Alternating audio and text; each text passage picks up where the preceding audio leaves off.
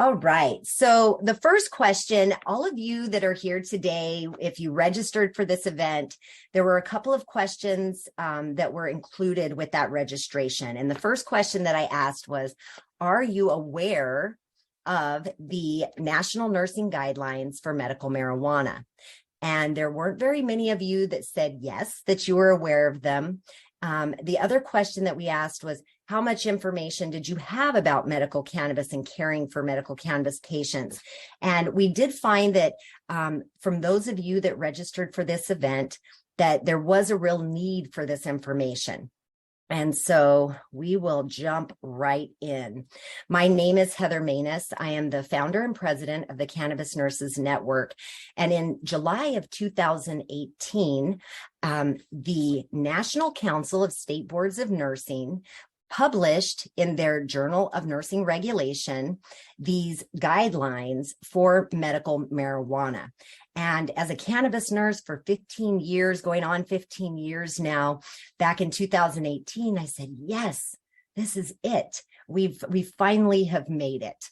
But the issue with it is that it hasn't been implemented in a way that is most useful specifically to you as students.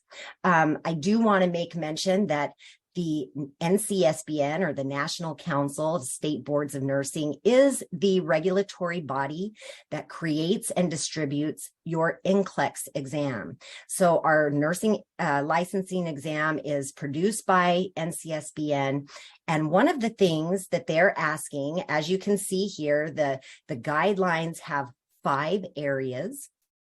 And the first area is this current legislation, the scientific literature review, and nursing implications. The second part is nursing care of a patient using medical marijuana. And the third part that we'll talk about today is the medical marijuana education in pre-licensure nursing programs. So what these guidelines were really trying to do is to help your instructors, your universities, your nursing schools to have the guidelines that they need to begin educating you as students about this information.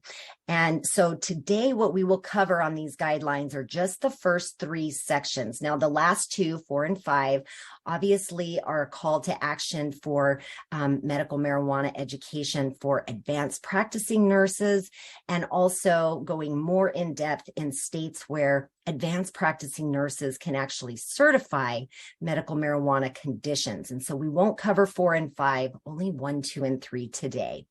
And we're lucky because we have Ken Sobel with us, and he'll be helping us as we dive into some of the legality pieces of this. So again, in part 1, they talk about the current legislation, the scientific literature review, and these nursing implications. And as you can see here, just from a high level, Arizona has both a medical program as well as an adult use or recreational program. One of the other things that they listed through the scientific literature review were the most common qualifying conditions. And these include things like ALS, Alzheimer's disease, cancer, glaucoma, neuropathies and pain, post-traumatic stress disorder, so and terminal illness or hospice palliative care. Another piece that they cover here is the evidence itself. And so what they found is that there's moderate to high quality evidence for cachexia, chemo-induced nausea and vomiting, pain, chronic pain, neuropathies, spasticities. They've also found moderate to high quality clinical studies for the reduction of seizures, for helping with palliative benefit for symptoms of PTSD, as well as for Tourette's syndrome. And this is just a brief overview of the scientific literature. The other thing that they cover here is these adverse effects of cannabis. And we will go into more depth about this, but I just want to cover that a few of the adverse effects that they refer to in this document are this increased heart rate, increased appetite, sleepiness, dizziness, decreased blood pressure, dry mouth and eyes. And so some of these things, even as you're hearing me say this, you can go, that might be an adverse effect, but it may also be a desired effect. And so that's one of the things about cannabis that we see. All of the effects that they have may be a desired effect, but it may also be considered an adverse effect. They also go into depth about methods of administration. We'll talk a little bit more in depth about this later, but just to give you a brief visual of what we're talking about here, these methods of administration include inhaled methods, topical, transdermal, and oral administration. And we as nurses, we understand all of these methods of administration, and it's quite interesting and fascinating that cannabis can be utilized in so many different ways. They also take great care to discuss the dosing considerations. And so one of the things that they say here is that cannabis cannot be prescribed. It's recommended. Patients can be recommended to the medical cannabis program by a physician based on their qualifying conditions, but cannabis is not prescribed. And so because of that, a practitioner cannot provide a patient with specific dosing, a dosing schedule, or even a recommended delivery method. And so what we find with cannabis is that it's really a patient empowerment medication, plant medicine, or tool where they are the ones who are in charge. And so as nurses, we have this opportunity to help them discover what is going to be the best route, the best method, the best dosage for that individual themselves, because each person is very individualized, and we'll talk a little more about that as well. Also in part 1, they talk about nursing implications. And I want to bring your attention to these 6 principles of essential knowledge. And these are the 6 principles of essential knowledge that we will be covering in depth today. And the first 2 will have attorney Ken Sobel, cover for us. But I want to bring your attention to the wording, the verbiage here. When you see the word shall in legal terms, this means must. When you see a nurse shall have a working knowledge of the current state of legalization of medical and recreational cannabis use, this isn't a suggestion. This is the nurse shall have this knowledge. And so you as a nursing student need to have this working knowledge of the current state of legalization of medical and recreational cannabis use in Arizona, for instance. The nurse shall have a working knowledge of the jurisdiction's medical marijuana program. And again, Ken will talk about these first 2 here in just a moment. The last 4, I will try to cover for us here toward the end. And it says the nurse shall have an understanding of the endocannabinoid system, cannabinoid receptors, cannabinoids, and the interactions between them. Number 4, the nurse shall have an understanding of cannabis pharmacology and the research associated with the medical use of cannabis. And number 5, the nurse shall be able to identify the safety considerations for a patient using cannabis. And then 6, which may be the most important one for many of us, is that the nurse shall approach the patient without judgment regarding the patient's choice of treatment or preferences in managing pain or other distressing symptoms. And all of these come directly out of these national nursing guidelines. And each of you who are here today, you would have registered for this session. I will be sending you a PDF copy of the national nursing guidelines, as well as the replay of this video. Just to put in conclusion, part 1 of these regulations, what they come up with and say is that there is available moderate to high quality research along with state and federal laws regarding the use of cannabis. And it's necessary component of knowledge in the nursing care of a patient using cannabis. Now, without the usual FDA approval of cannabis that identifies precise indications, dosage, and efficacy for these medications, nurses must have a much more nuanced knowledge while caring for the patient using cannabis. And so our goal today is to endeavor to give you enough information that you can become a nurse that has this much more nuanced knowledge. These principles are found in the NCSBN guidelines, and really what we'll be talking about in part 2 of this report is mainly this nursing care of the patient using medical marijuana. And with that, Ken, I would have you take the stage to cover our first 2 principles of essential knowledge. Thank you, Nurse Heather, and welcome everyone. I'm happy to be before you today. My name is Ken Sobel, as Nurse Heather mentioned, and I am an expert in cannabis law, policy, operations, medical and scientific aspects of it.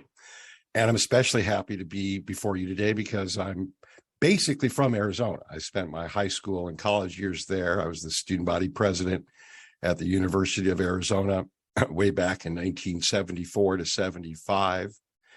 In 1980, I took and passed both the California and the Arizona bar during the same week on my first try. It was a weird confluence of factors that allowed that test to be taken in the same week, and I was able to do it and pass them both. So I've actually practiced technically in Arizona since October of 1980 and California since December of 1980 because California took a little longer to grade their exams. So I'm very happy to be with you. I was a co-founder with Nurse Heather of the Cannabis Nurses Networks. I have a deep intellectual and heartfelt feeling toward nurses who I believe are the frontline healthcare providers for cannabis and other types of plant medicine. And I've been working with your groups now for more than a decade all across the country. In addition to that, I was involved in the legislation that led to the passage of the Arizona Medical Marijuana Act in 2010. And some of you may know or may recall or may have heard that when that act passed, it passed by fewer than 5,000 votes statewide. And I was there, and I was one of the principal pioneers in getting the entire AMA, as we call it, Arizona Medical Marijuana Act, getting that implemented. Nurse Heather and I opened the 3rd dispensary in Arizona, and Nurse Heather actually started the first extract or kitchen facility that created cannabis edibles, and we had the entire market for about 9 months. And so for about 9 months, all Arizona patients were treated to Nurse Heather's safe and Arizona-approved quality edible products. So my topic today is to take an overview of the legalization aspects of cannabis. And like I said, for the last decade or more, I've been in front of other groups throughout the country, and we've always been presenting health aspects of cannabis, the endocannabinoid system, for example, and all the great, wonderful things that Nurse Heather teaches. But then the first question that we would get from the audience would be about legalization, because we're all concerned coming out of 70 years of prohibition, more or less. There's always the concern that the health practitioner or their patient may be subject to potential criminal penalties. And so that would always come up. So that's why we incorporated that into our presentations, even before the NCSBN incorporated this into theirs. And they created their 6 essential elements. And the first 2 they started with was 1, the legalization aspect of cannabis, and 2nd, the medical marijuana. I hate the term marijuana because the botanical name is cannabis and it should be treated with respect. So I say cannabis, but the medical cannabis program. So I was one of the folks that helped write and promote the Arizona Medical Marijuana Act, and then fought basically to get it implemented because, as mentioned, it was decided by fewer than 5,000 votes out of 2 million votes back in 2010. And there were a lot of folks who were in the executive and legislative branch that did not want that medical cannabis program. But fortunately, the courts in Arizona looked at it differently. And I won virtually every court case that we brought over a 2-year period from 2010 to 2012 to make sure that the act was implemented. So that's kind of like my really close connection to Arizona. And then, as mentioned, on January 1st of 2013, we opened the second dispensary in Tucson and the third dispensary overall in the state. So just going to give you a broad view, because this is really more details and would require a couple of hours at least to give you the details. But I'm just going to extract some of the more important aspects of legalization. Important to understand that cannabis was legal and used as a medicine for 5,000 years before 1937, when it was first made federally illegal. And I look at where we are now in 2022, I look at it as now we're essentially legal, and I'll explain that in a moment. But for all of those years, cannabis was used as a medical product. For almost 80 years, at least, it was incorporated into the Nurse Heather, what's the name again? I sometimes forget that the manual that was like the physician's desk reference. It was in the medical pharmacopoeia. Pharmacopoeia, and then I usually mispronounce that too. But basically, that's what eventually became the PDR, was the American Pharmacopoeia, and cannabis extracts were listed in multiple different medical uses, and for many as an asthma remedy. But in any event, it was perfectly legal up until 1937 for a variety of reasons that would take too long to mention here, but none of them based on sound scientific or medical reasons. Prohibition occurred for cannabis in 1937. By the year 1969, 1970, that law, the Marijuana Tax Act, was actually overturned by the U.S. Supreme Court. That led to the Controlled Substances Act, which was passed in about 37 days in Congress, and it created the schedules that we now have and still have. And cannabis was listed against, again, medical and scientific advice, was listed as Schedule 1, meaning it had no medical purpose. So from that point forward, we eventually get to the year 1996, when California voters, by about a 57% margin, approved Proposition 215, which was legalized medical cannabis for the first time in the United States. And that bill, we'll come back to it, because a lot of things that directly affect medical and healthcare practitioners really started out in California. So California voters enacted a medical program for the first time. And within 1 month, the drug czar of the United States ordered that any physicians who essentially recommended cannabis to their patients could lose their DEA privileges. So that resulted in a class action lawsuit that was brought called Conant versus Walters. It was a really important case, but it took 4 years to get to court. But finally, after 4 years in Conant versus Walters, the Ninth Circuit Court of Appeals, the next highest court to the United States Supreme Court, just below the Supreme Court, they actually ruled that healthcare practitioners have a fundamental First Amendment right to discuss and recommend cannabis to their patients. And it even went a little bit broader, and I thought I'd bring this out now because there's a renewed interest in plant medicine following cannabis. And so Colorado, we know, just last week passed a psychedelics legalization act, and Oregon 2 years ago did the same, and California almost passed it. They passed a bill through the Senate that would essentially legalize certain psychedelics for medicinal use. And I mentioned that because all of those programs have spaces within it where I believe registered nurses and cannabis nurses will be able to qualify as healers under those particular provisions. So that may open up whole new avenues for our healthcare practitioners, and particularly our nurses.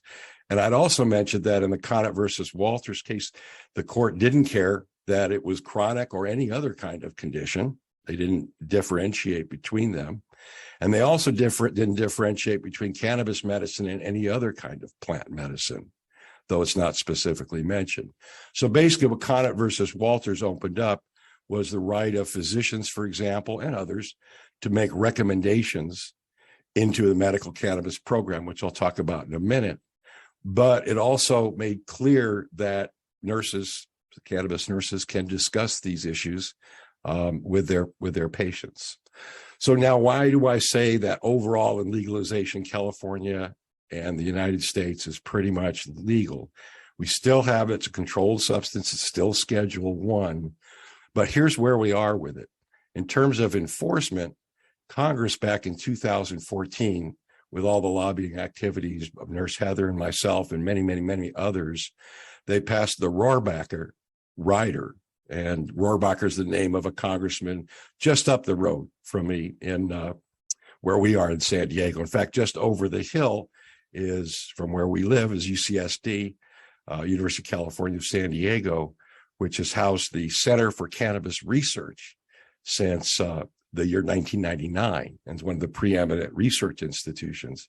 But this Congressman Rohrabacher was sort of a libertarian, collected some of his Republicans, but mostly Dems, and they passed this Rohrabacher rider, which was added to the budget legislation.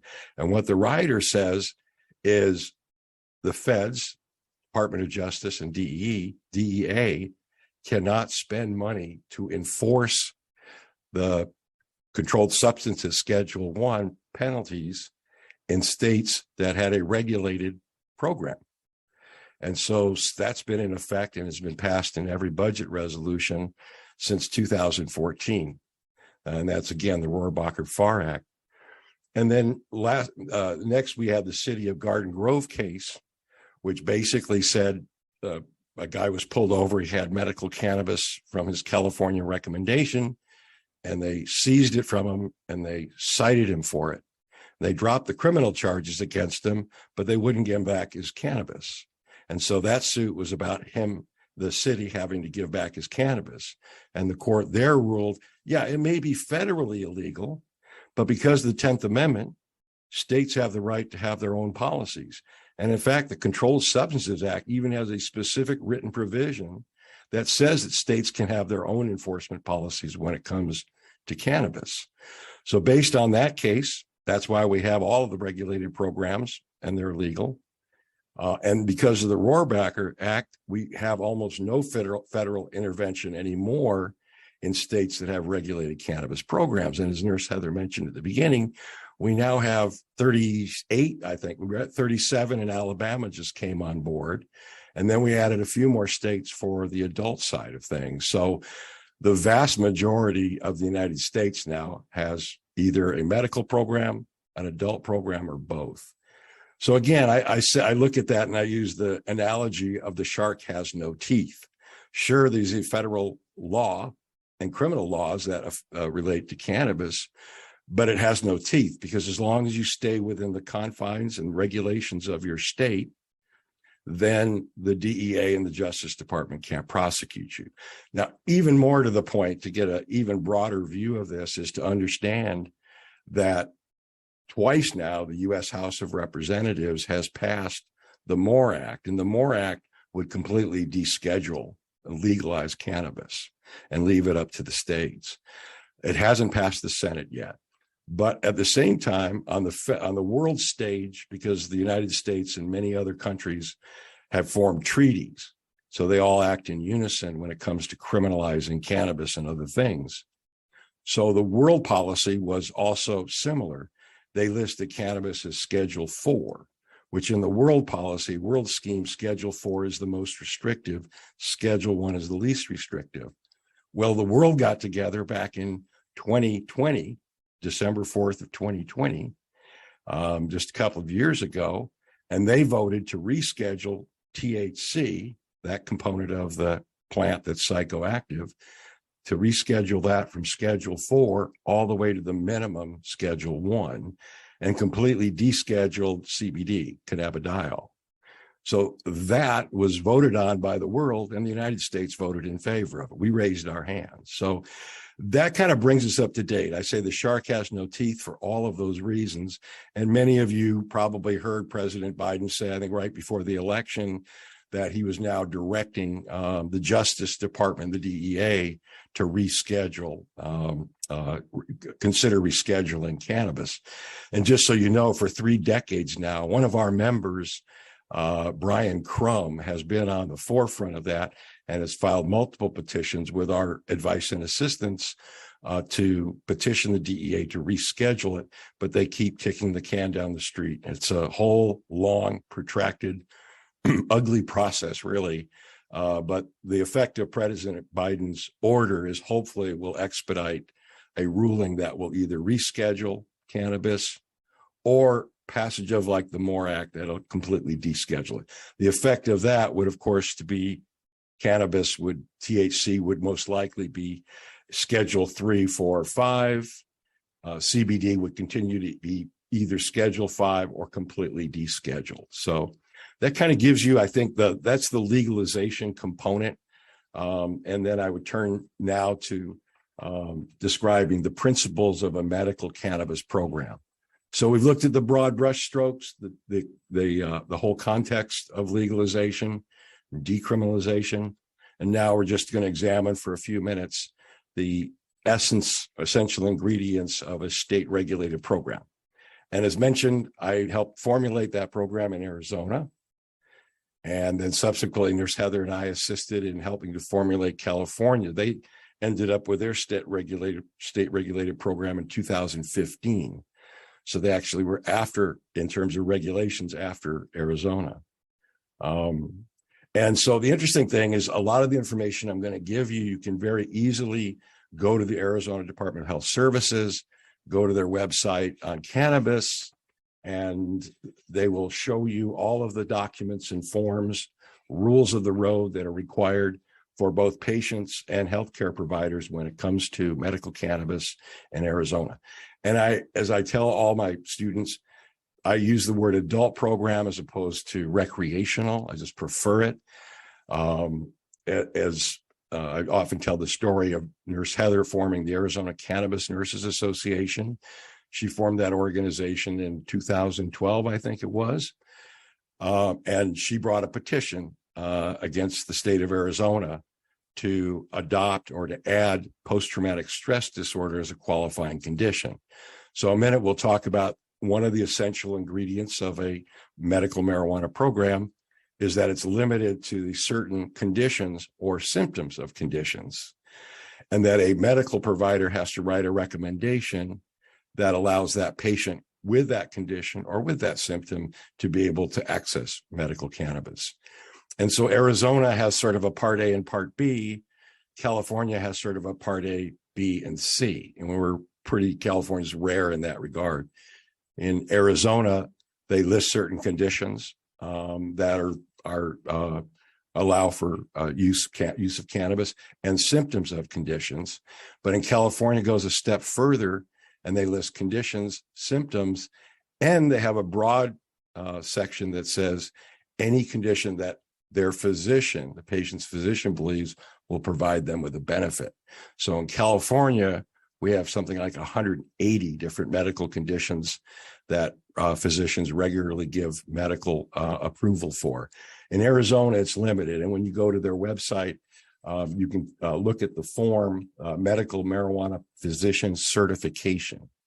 And that form lists the qualifying conditions for AIDS, human immunodeficiency virus, HIV, post-traumatic stress disorder, ALS, agitation of Alzheimer's disease, Crohn's disease, glaucoma, hepatitis C, cachexia or wasting syndrome as symptoms, severe and chronic pain, severe nausea, seizures, including epilepsy, characteristic, severe or persistent muscle spasms, including those characteristic of multiple sclerosis. And the page right before that, it'll have a section, it'll say post-traumatic stress disorder added January 1, 2015. And it says, as of January 1st, 2015, qualifying patients can obtain a medical recommendation from a physician for post-traumatic stress disorder. Now, the only thing it leaves out is thank you, Nurse Heather, because in fact, PTSD was the only condition ever added to the Arizona medical marijuana program. And that was all due to the efforts of Nurse Heather, who brought the petition against the Arizona Department of Health Services. And I personally conducted the trial, and it was a 4.5-day evidentiary hearing. And we brought in doctors and clinicians and scientists and Nurse Heather and patients. And we proved to a reasonable degree of scientific certainty that cannabis is safe and effective for post-traumatic stress disorder. And later, I would prove it for several other conditions too. But it was basically the first and only time such a trial has ever occurred in the United States, as far as we know, maybe even in the world. But that's how that was added. So again, the medical program, going back, consists of first that a patient become approved, and that's to show through a medical practitioner that they have one of those conditions as mentioned. Now in Arizona, I got approved for not only MDs and osteopaths to write recommendations, but I also got naturopaths and homeopaths approved as well. So when I went over and started the Arizona program, it was easier to recruit naturopaths who would work with patients for this as it was to get osteopaths and homeopaths. A lot of that, osteopaths and MDs, a lot of that was because they were still stuck in the pre-Conant versus Walters mindset, with the drug czar saying, I'm going to take your, DEA prescription pad away from you. And they never got over that. But it was easier working with homeopaths, and I explained to them, all of the law and legislation and everything else. And I also agreed that I would defend them if they're subjected to any discipline for being someone who gives recommendations. But later on, I would write the U.S. Virgin Islands. I wrote their laws, the Medical Cannabis Patient Care Act, MCPCA, and I included not only all of those groups, but I included chiropractors, nurse practitioners, and I tried to get registered nurses in. I think registered nurses are the best of the whole group to do it. But they struck the registered nurses. But that starts out. So you have to get a recommendation from a qualified professional healthcare provider, which can vary from state to state. You have to suffer from one of those qualifying conditions, which are, sort of defined and not as broad as they should be. Like I said, California has about 180 conditions that they recommend for. And then once all the paperwork has been done, then they can receive their medication. And in Arizona, it's pretty much confined to getting it from dispensaries. Oh, and as I mentioned, I always say this because I call it adult, and I got off track a little bit. But I don't like the word recreational, because when we proved the PTSD case and other cases that I've been involved in, we know that all cannabis is medical cannabis, and everyone who uses cannabis uses it for a medical reason, whether they know it or not, by virtue of the human endocannabinoid system. So in any event, when you're acting as a practitioner in your jurisdiction, become familiar with those rules. Arizona does allow for caregivers, and nurses can serve as caregivers. And on the website, it can show you how to qualify for that. And as a caregiver, you can then help them acquire their medicine for them and help them administer the medicine as well. But like Nurse Heather says, we met with, I believe she and I both met with the dean of the pharmacology from the University of Colorado in Boulder. And she was the first one to basically admit, and this is 10 plus years ago, that cannabis is basically self-titrated. And the best person to assist the patient in self-titrating is obviously a cannabis nurse. Nurse Heather, have I missed anything that I couldn't get out? Yeah, the patient's right to grow. So in Arizona, it's very limited. You have to be a certain distance away from a dispensary to be able to cultivate a number of 6 plants. The caregivers, again, these are things that a RN can qualify for. It just basically requires completing a form and shows that you're involved in the patient's care. I usually put in a section about nurse entrepreneurs, but I don't know that there's anywhere close to enough time to do it.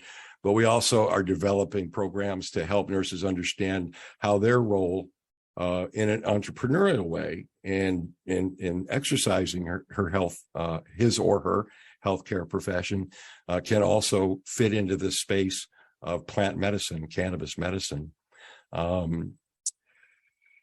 So that's basically it. In Arizona for the medical program, was the Department of Health Services that controlled and regulated that. There's also a lot of information that you can get, excuse me, about state and legalization from Americans for Safe Access has a website. Normal has a website. Nurse Heather and I, we continue to reach the frontiers, push the frontiers of medical cannabis. And last year, we were able to successfully finally pass Ryan's Law here in California. We'll be having it introduced in Arizona. And that then requires hospitals to allow terminally ill patients to use cannabis while they're inpatients in hospitals. So there's not only the laws as they exist currently, regulations, rules, and other things, but there's also a expanding universe of opportunity to advance the healthcare, cannabis healthcare. So I think with that, I've taken too much time, probably. Oh, Ken, we always just enjoy hearing you, and you help us so that we stay safe. So thank you so much for that. And so what we'll do next is kind of jump through these next couple of pieces here. The nurse shall have a general understanding of the endocannabinoid system, cannabinoid receptors, cannabinoids and interactions between them, as well as an understanding of cannabis pharmacology and the research associated with the medical use of cannabis. Now, like Ken said, we could probably spend 50 hours or more. We could do an entire semester on these two subjects alone.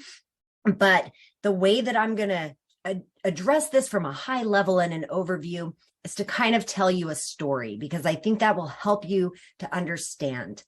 So this gentleman here, his name is Dr. Raphael Mechoulam.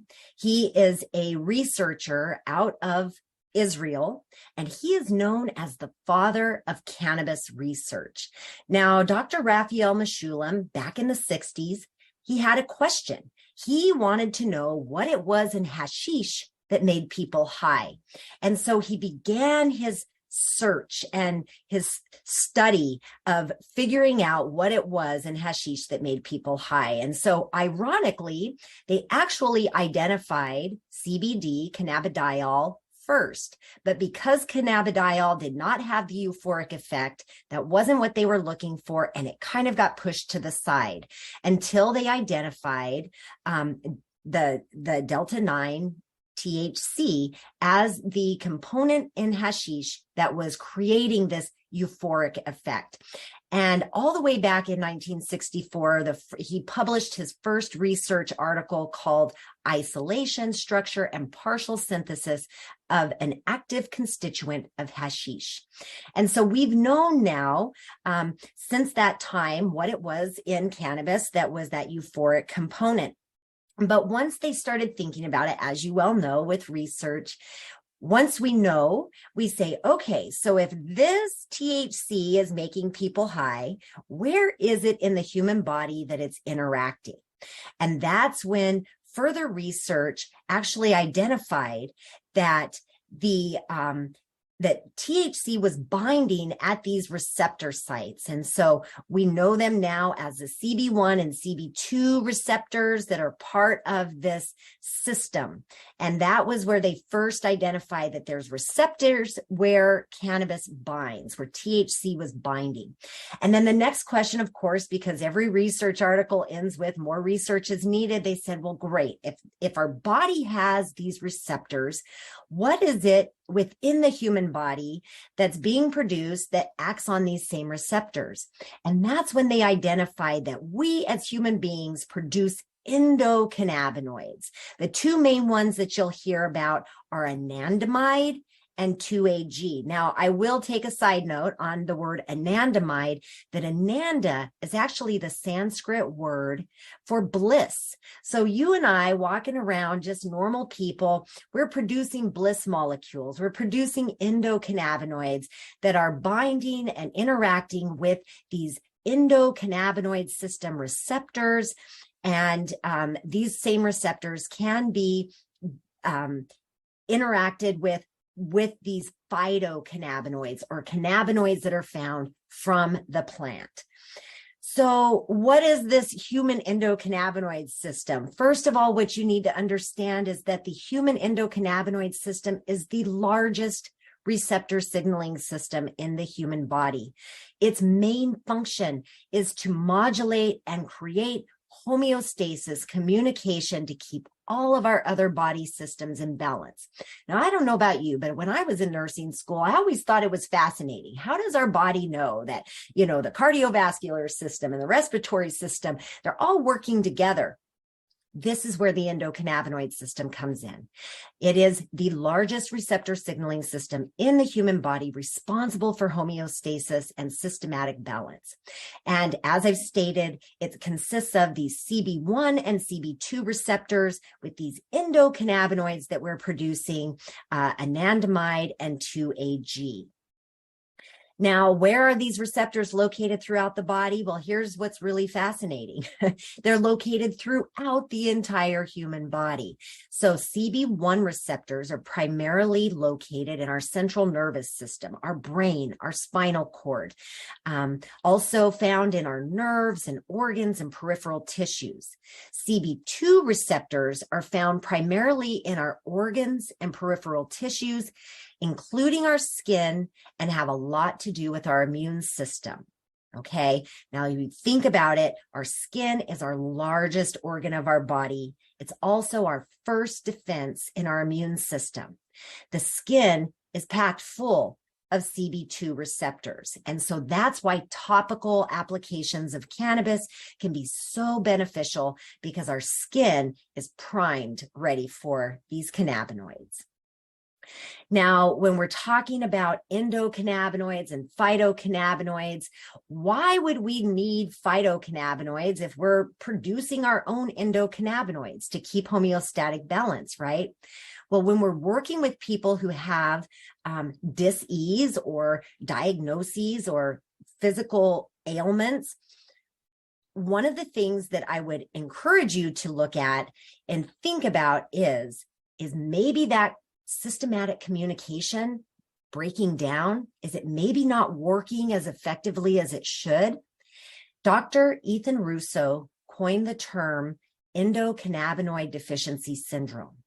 Just like we can have a B12 deficiency, or we can have a vitamin D deficiency, or an iron deficiency, we as human beings can have endocannabinoid deficiencies.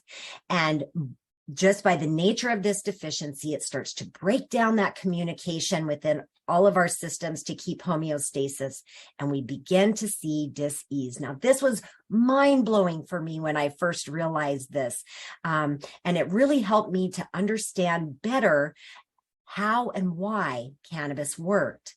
And the reason why is because if we're not producing our own endocannabinoids, supplementation with a phytocannabinoid can be equally as beneficial. Okay. And Ethan Russo, here's his famous quote. He says that migraine, fibromyalgia, irritable bowel syndrome, and related conditions display common clinical, biochemical, and pathophysiological patterns that suggest an underlying clinical endocannabinoid deficiency that may be suitably treated with cannabinoid medicines. He goes on to say that cannabis is the single most versatile herbal remedy and the most useful plant on earth, that there are no other single plant contains as wide a range of medically active herbal constituents. So cannabis can be highly beneficial. And cannabis can also be used in a way that doesn't get you high. So we see CBD products that can be useful without the euphoric effects. We know there's a glass of green juice here. We know that cannabis as a plant itself is in the acid forms that THC is only psychoactive once it's been converted. And the way that it's converted from the acid form to the active form is through heat. So when you bake a cookie or when you light a joint with a lighter, when you heat cannabis in any way, that's when those acid forms that are non-psychoactive are converted to the active forms, which can then induce psychoactivity. So I thought that was important to note in there. It's also important to understand that there is a wide variety of cannabinoids in cannabis, but it's not just the cannabinoids. The terpenes, and terpenes are found in all kinds of plants. Lemons, for instance, when you smell a lemon, those are the limonene terpenes. Lavender, when you smell the lavender scent, that's the linalool terpenes. And so all this list of terpenoids and terpenes right here. What's so cool about cannabis is it has all of this variety of cannabinoids, but they also have a large variation of terpenes. And that's why when you smell cannabis, each plant will smell a little bit different. Each variety or strain will smell a little bit different. And so what we've come to understand is that strains of cannabis can be best identified for what is best for a patient by simply having a patient smell the flower to see if that particular flower resonates with them. And I know as medical professionals, we go, what? This is crazy. But keep in mind that out of all of our five senses, the olfactory sense is the only sense that we have that does not have to travel through the spinal cord, that when we smell something, it goes straight to our brain. That's why if you smell cookies, it will remind you of grandma. Roses remind you of your mother. You'll have memories that can come to mind just by smelling. And so one of the things that we do as cannabis nurses to help our patients identify the correct strain for them is we talk about the use of this olfactory sense and smelling the cannabis. There will be a response. Sometimes you'll smell it and you'll go, ugh, that smells awful. Not a strain for you. There'll be other times when you smell it and the patient will get, their mouth will water, or they'll go, ooh, that smells good. This is a strain that resonates with them. So stepping outside of our nursing minds to even grasp this information of a patient being empowered by all of their senses to be able to identify what type of cannabis products are right for them. And I will note too that in 2005, I believe it was, that the US government actually holds a patent on cannabinoids as neuroprotectants, antioxidants, and what was the other one? Neuroprotectants, antioxidants, and anti-inflammatory. So as nurses, when we think about these things, those terms to us, at least to me, make me think of preventative medicine. So cannabis can not only help treat, but it may actually be able to prevent diseases and illnesses as well. So I'm briefly going to cover these methods of administration.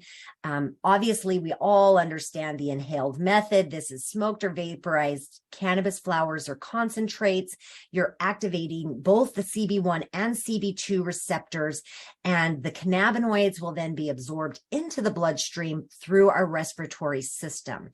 Now, in medicine, as nurses, we understand inhaled methods of medicine. You see the inhaler right there, right? So this is not foreign for us.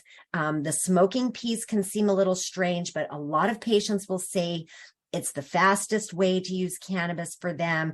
If someone is waking up with chemo-induced or cancer, induced nausea and vomiting, I've literally had patients say, I can't even take my medicine in the morning until I've taken a couple of puffs of cannabis to help calm my stomach so that I can even take my oral medications. So there's a place for all of these different methods of administration. The next method that I'd like to discuss is really this oral and sublingual method. And I want to talk about this because there's so many different types of products that are out there that can be utilized in this way. When patients are using oral or sublingual methods, they're activating both CB1 and CB2 receptors. The cannabinoids are absorbed into the bloodstream through the oral mucosa and the digestive system. And so what happens when we digest cannabis is that our liver metabolizes THC into a metabolite that's called 11-hydroxy-THC. Now, most people, when they eat cannabis, and really the only times that we hear of people over consuming cannabis is when they accidentally eat too many cookies or ate too many brownies, or the product itself was too strong. And this metabolism in the liver that converts THC to 11-hydroxy-THC can be highly psychoactive. It can actually go from a euphoric experience to a dysphoric experience. And so I want to be very clear that there is nothing wrong with euphoria. Euphoria makes people feel good, but too much of anything can be a bad thing. Same with cannabis. And eating too much cannabis can actually create a dysphoric effect. Now, what does that effect look like? It can be nausea, vomiting, dizziness, anxiety, because it can feel a little bit scary to have that much euphoric or dysphoric activity going on. And so as nurses, if somebody does eat too much cannabis and they're having a dysphoric effect, the first thing that we always tell a patient is, you're not going to die. There are no receptors on this brain stem where your respiratory function is managed. Unlike opioids, where you can overdose and die, with cannabinoids, you are not going to overdose and die. You may feel awful, kind of like you drank too much alcohol and you have the spins and the nausea, but you will not die. So the first thing we tell patients who have overconsumed and are feeling that way is we say, relax, breathe, stay hydrated, lay down, relax, stay warm. Watch a movie, crash out, sleep it off. Okay. So although it can be disturbing to a person, it is not a fatal experience. Okay, so moving along here, transdermal administration. These can be products such as your transdermal patches and gels, rectal or vaginal suppositories. This both activates CB1 and CB2 receptors because these products are absorbed into the bloodstream through the skin. It actually penetrates through the skin, entering the bloodstream, bypassing that first pass through the liver, which can reduce the 11-hydroxy-THC metabolite production. So when we're looking at people, for instance, if they have cancer and they need to have a larger amount of cannabinoids introduced into their system, we may use a transdermal administration to help them get more cannabinoids with less of the 11-hydroxy metabolite that can create this dysphoria. Now, our last method of administration that we'll talk about is the topical administration. These are your balms, your salves, lotions, creams that are applied topically to the skin. These can also be things like bath soaks and salts that they really activate the CB2 receptors only. They do not penetrate through the bloodstream. That's non-psychoactive. They're used for localized pain relief, spasms, neuropathies, and various skin conditions. But patients who use topical administration only, they don't have euphoria, and they actually will not test positive for cannabinoid metabolites in their system. So when I was working as a nurse with patients, the first half of my 15-year career, I worked directly with patients. And I had a lot of folks that were like truck drivers or whatever. They could not have cannabis in their system. And so we were able to use these topical administrations of cannabis because it did not enter their bloodstream in a way that would indicate on any drug screening.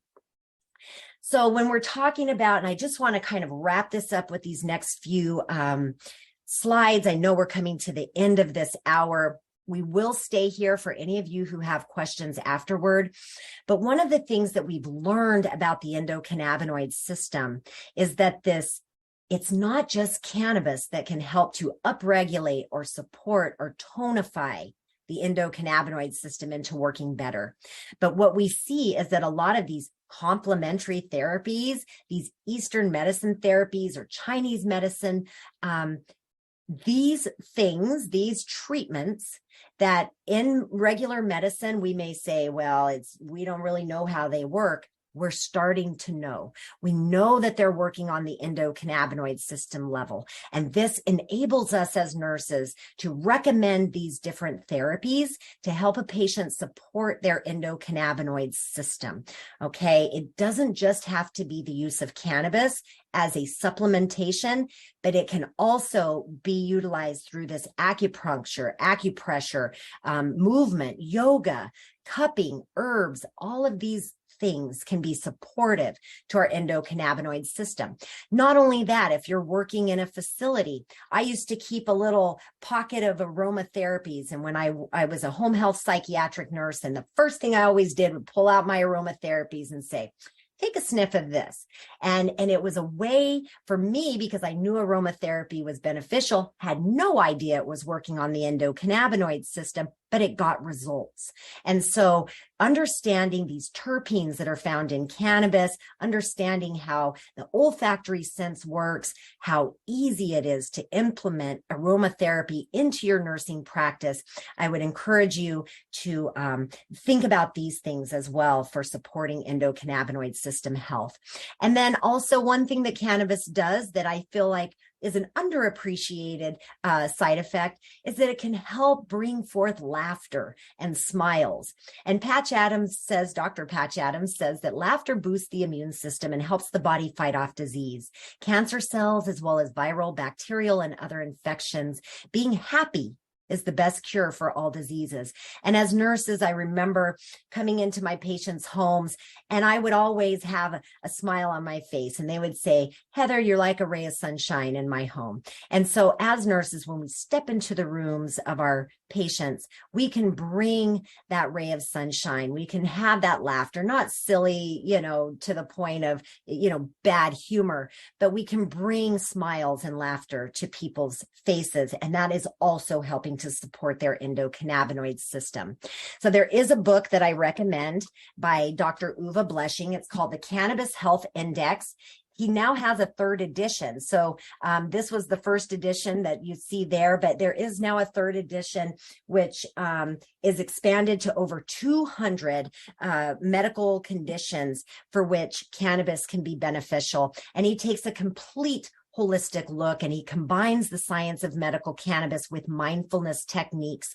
And I call the Cannabis Health Index our Bible for nurses. This is the textbook for us. I use this book more than any other book when I'm working with patients or I have questions regarding cannabis use and a specific disease process.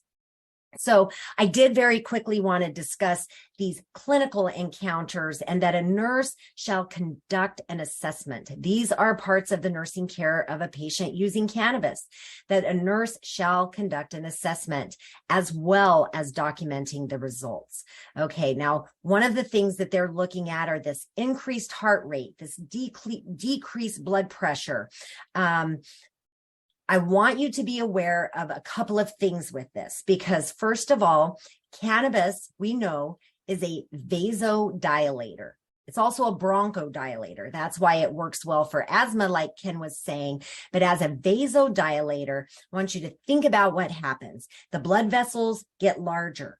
That means that the blood pressure drops, right? Decreasing blood pressure. And it requires the heart to pump a little bit faster so that we can keep the blood pressure up. That is what is happening when we see this increased heart rate and decreased blood pressure.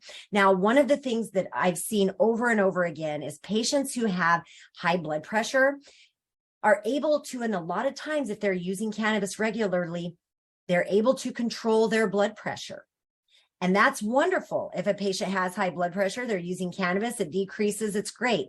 But if you have a patient who has normal blood pressure and they use cannabis, it may dip their blood pressure a little bit to the point where they feel dizziness. So having these conversations about making sure a patient stays hydrated, making sure that that orthostatic hypotension concerns are met, that you talk to a patient about if you're going from a lying position, sit on the edge of the bed for a moment, stand up and let your blood pressure regulate before you take off walking so you don't get dizzy and fall. So these are all things as nurses we can talk to our patients about. Also, one of the things that I've seen with patients who are already on blood pressure medications, if they have high blood pressure, it's being treated with pharmaceuticals, and then they use cannabis, you're going to see that that blood pressure will reduce even more. Now, this is where you can talk to your patient about speaking with their physician about, do I would like to titrate off of my blood pressure medications. And as nurses, we're not the ones who titrate our patients off of their medications. We encourage our patients to have those conversations with their physicians. But I will tell you that when a patient starts their cannabis use, that blood pressure medications are one of the first things to go. The other thing that we see is a reduction in pain medications, opioids in particular, as well as sleep aids.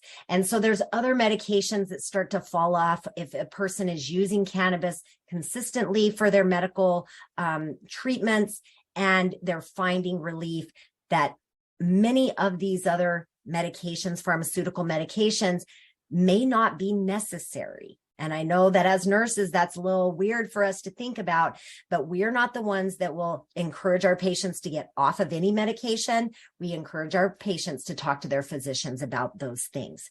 So medical cannabis, as Kenny said, is titrated by the patient. They literally use the words start low, go slow as an assessment, as routes for patients. Starting low and going slow would mean something in the range of 2.5 milligrams of THC is a low starting dose. If you're eating it, it takes a while for that metabolism to hit. Everybody's a little bit different, but if you're going to be consuming edibly, start at 2.5 milligrams. And don't take any more for at least 2 to 3 hours so that the patient can see how is that 2.5 milligrams of THC working for them.